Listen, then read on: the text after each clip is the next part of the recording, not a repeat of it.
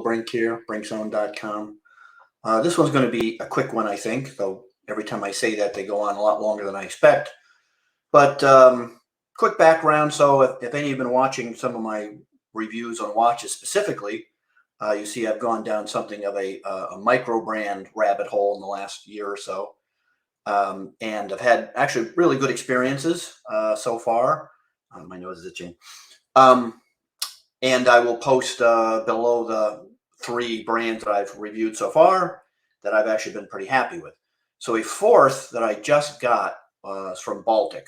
And there's another, Baltic's another micro brand that seems to pop up regularly, has a lot of other videos and stuff, and seems to have a generally good reputation. So I decided to try a Baltic, and what I got was this limited edition, only 300 per color run. So there was a blue and a black. I ordered the blue. And, this one, honestly, unfortunately, when I got it and I looked at it, it was a very, very quick impression that this was just not a watch for me. Now, I want to be clear first, it's just not a bad watch. I think this watch would make some people perfectly happy in the price point that it's at. But for me, honestly, say within a pretty quick assessment, it just wasn't going to stick. And I'm not actually, I also want to be clear that I'm not a collector. I don't buy a watch and say, well, I like it. It looks good. Let me put it in my collection and maybe I'll get to it. Maybe I won't. That's not how I do things. And I explain that in my other videos. I'm more what I consider a watch enthusiast, I guess. And I've been owning watches and collecting, or not collecting, I used the wrong word, owning watches for, 40 years and have bought and sold and turned over and kept and all that. So I tend to, if a watch isn't going to get worn and it's really obvious to me that it's not going to get worn and it just doesn't really fit in my ownership. I keep going to say collection, but anyway, it's not going to last long. And so this, I took one look at this watch and kind of looked it over, and I'll give you my quick summary of it. And this one is probably going to get returned. It's definitely going to get returned. Either it's going to get returned, or if somebody's watching this wants it, I'll send it. I'll sell it to you for what I paid. So let me give you a quick, and I'll remember below the video, I don't get into tech and materials and stuff too heavily because I find that boring. I think that's easy to research. What I tend to do is just put it below the video, and then you can look at it, and then you can go to the watch website. So Baltic put out this limited run. Let's see if you all can see that. This limited run dive watch is made of titanium, has a Miyota movement in it. Now I haven't even taken the sticker off on the front and the back. I mean, this has not been worn. Basically, I took it out. I looked at it front and back. I kind of played with, the winding mechanism, and so forth. And I just wasn't really terribly impressed, honestly. And again, I don't think this is a bad watch for the money. I just don't think it's a particular bargain for the money. I think it's about, it's about what you're paying for. And I definitely tend to look for watches that I feel are a real bargain for the money. And I'll get to a few of those in just a second. But we'll go over this watch really quickly. And then, but like I said, I haven't even taken just looking at it, I didn't even take the stickers off the front and the back, as you can see. So it's brand new, unworn. Now, for one thing, my first impression when I took it out of the box was how small it was. The first thing I thought of was how this can't possibly be, 41 millimeters. It looks 38, 39 to me. And this is definitely going to be a watch that wears small. Now, some people might like that. Some people don't. I don't. I don't really like 39 millimeters is really as small as I go, but I prefer 40, 41, I think is kind of the sweet spot. Now, let's see if we can see this. I'm going to put this next to, okay, hopefully now you can see that. Now, look to next to, that's next to my Farah. Fairer, sorry. Some people corrected me. I like Farah.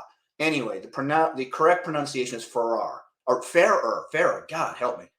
Anyway, next to my Fairer, look at the size difference. Now, these are both, God, to see everything I do with the camera, you got to do the opposite of what your brain tells you. Anyway, do they not look different in size? They do they not? Now, they are the same size watch. They're both supposedly 41. Now, I don't have a caliper close by to test it, but I really doubt neither watch is going to be off that far. It just, I think the difference visually really is just that the Baltic is going with a smaller face, um, and a bigger bezel, whereas the Farah is offering, a larger face and a much thinner bezel. And I think just the visual there now, because when I put them like face to face, they are basically the same size. They're the same size, which really surprised me. So what do you say? So that right away, when I pulled it out, I said, you know what, this isn't going to work for me. I will say that I have to say, for me at least, photographs, it looks nicer in photographs than it did in person for me. And sometimes that's just the case, experience wise, for example, the bezel is, I really don't, let's see if you can hear this right. The bezel is very, it's not very positive or very solid or very clean. There's a lot of back play too. So when you turn the bezel and go in the other direction, there's a lot of back play there. That really didn't impress me, frankly. Again, we're not talking about an expensive watch here. I mean, again, I don't know if I'm going to say that the watch is not worth the money, because, this is a sub $1,000 watch in titanium, and numbered. So I'm not, really going to get on their case. As far as the winding experience, it's very crunchy. It's not very smooth. As far as putting the, as far as winding it and putting it back in, again, it's not very smooth experience. I would put it now, if I had to compare it, let's compare it to a sort of, the Farah, for example, the Fairer. The Fairer as a more expensive watch, but I will tell you, it punches way above its weight, and I recommend you watch that. The Fairer is a steal as far as I'm concerned. I mean, again, we're not talking apples to apples. The Fairer is a good $1,000 more for the one I got. Fairer does make watches that are in around this price range too, but this one I have, the GMT, is punching way above its weight. This I do not feel is punching above its weight. I think it is about what you're paying for. So again, this is not a bad watch. I'm not, trying to downplay the watch per se. I'm just, these are my impressions. Now, if I'm going to compare, let's say compare something a little more apples to apples. This Wise, which I have nothing but good things to say about this Wise watch, is currently still about $200 less than the Baltic. Now, I know it says on their website they're going to raise it to about similar to what the Baltic costs, about $800. I think it's still around $600. Now, this Wise, I have nothing but good things to say about. Now, again, this is used as 904L steel, which is what Rolex uses. I think just the fit and the finish of it is really good. Now, again, it's apples. This is apples to oranges. One is titanium. One is a higher end stainless steel. But I don't know the difference. Now, somebody else might, somebody more tapped into the watch industry might know the difference between the bulk costs of working with 904L versus titanium. I know they're both more expensive than 316, obviously. But my point being is that I consider the Wise a really good deal for the money. Even if it goes up to $800, I think it's still a good deal for the money, but it's not going to be a steal. At $600, this is an exceptional watch, and I recommend anybody this. This is the Wise Adamascus. Again, video will be below. So I think this is a little more apples to apples in terms of costs. Both of these are not using movements as high quality as the Fairer uses and all that. But I do think, like I say, when I got the Wise and put it on and wore it and all that, I really thought this is an outstanding value.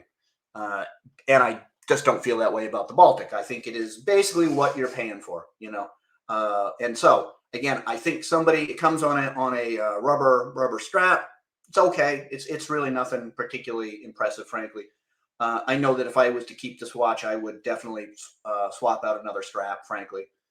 No doubt about that. So what else can I say? Not really else. Like I say, a lot else I can say. I think someone would like this watch just fine. I think it would work out, again, depending on how you like to wear watches. It really wears small to me. That doesn't interest me, small watches. The Miyota movement it uses is a good quality movement. It's not, one of the cheaper Miyotas, but It's not one of the, I don't know if they're top grade. So that's pretty much it. I'm not going to go on about this one. It's not, I don't really, like I say, I hope people don't come away taking this as a negative review. It's not intended as a negative review. I like I say, I tend to look for value in watches. And as far as, and I don't mind spending, real money on watches. I mean, let me show you. I actually just sold my Tudor back bay, which you can see in another video. I compare it to the Ferrer, and sold my. I've had multiple Rolexes. This is my JLC Master Chronograph dive. So as you can see, I'm not averse to spending money on watches if I feel the value is there.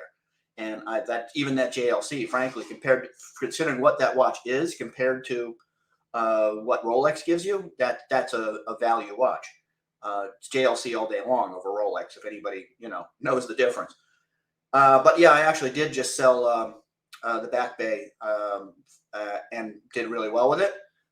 Just decided that after owning it for enough time that value-wise, and honestly, I think the micro brands in a lot of ways have really turned the watch industry on its head as far as value for money. And I would recommend watching the Ferrer versus Tudor video below for a more bigger discussion on that. So that's that. Anybody watching this wants the Baltic, I would sell it for exactly what I paid for it. There's not going to be any discounts. You can't get one. They sold out very quickly, and I've got 32 out of 300, so very low number. I won't, I would just sell it for what I paid for it, which plus shipping. But it's not going to be here long because I've only got a 14-day window to return it. And if somebody wants to give it a good home, great. If not, it's going to go back to Baltic. All right, y'all. That's all I have to say. Please like this video and subscribe. And as you can see in Bringzone, I cover a lot of different topics. And I'll see you all on the Bringzone.